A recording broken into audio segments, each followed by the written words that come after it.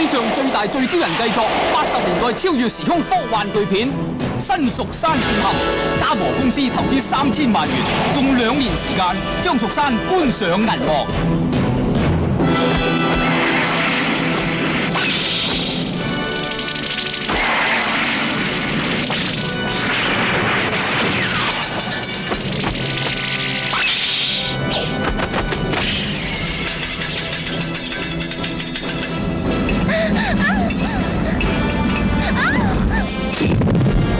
為咗營造連串山崩地裂、飛天遁地嘅場面，更特別邀請《星球大戰》金像特技大師羅拔貝勒親自嚟香港，領導幾十位荷里活特技專家，包括電子世界爭霸戰同埋星空奇遇嘅特技師，精心炮製空前嘅視聽效果。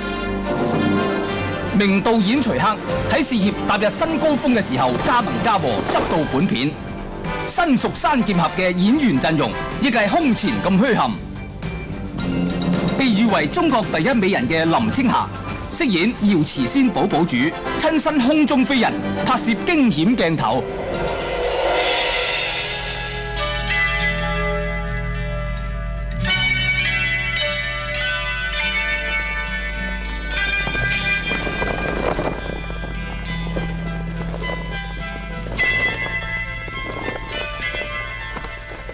既然係緣由天定，點解你要嚟告別啊？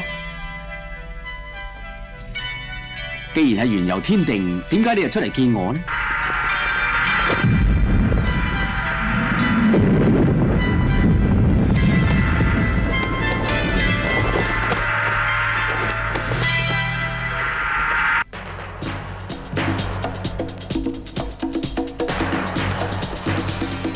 國際名演員翁倩玉喺呢部電影裏邊飾演女神李易祺，雍容華貴，投射出脫俗美感。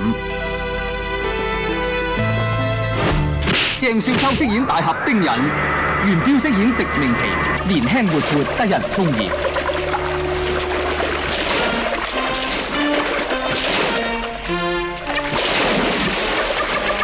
哎呀！哎呀！你哋衰魚啊！洪金寶飾演長眉道人，一位為咗維護正義不惜任何犧牲嘅絕世高人。佢係邊個啊？呢個叫做血影神魔，頭先嗰個係佢嘅假身，叫做血神子。我講乜你都唔明噶啦，你自己搞掂，我走先啦。